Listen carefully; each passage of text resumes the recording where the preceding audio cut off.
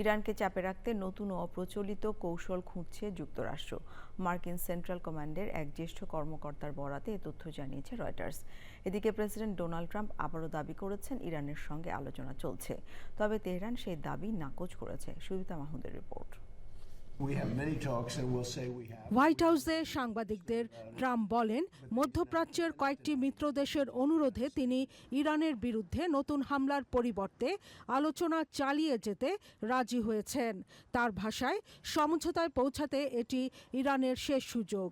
আলোচনায় দুটি বিষয় গুরুত্ব পাচ্ছে: হরমুজ প্রণালীতে স্বাভাবিক জাহাজ চলাচল এবং ইরানের পারমাণবিক কর্মসূচি।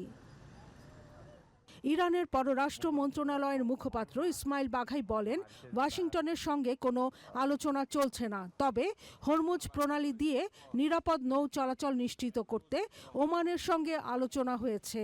তিনি দাবি করেন, প্রয়োজন হলে যুক্তরাষ্ট্র ও তার মিত্রদের লক্ষ্য করে ক্ষেপণাস্ত্র এবং ড্রোন হামলা চালানোর সক্ষমতা এখনও ইরানের রয়েছে।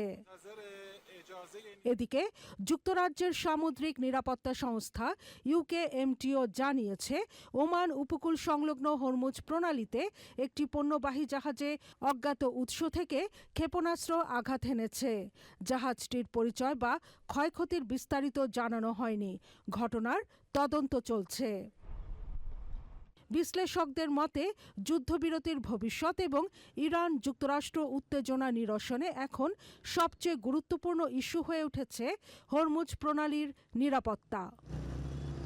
Sudipta Mahmud, channel I.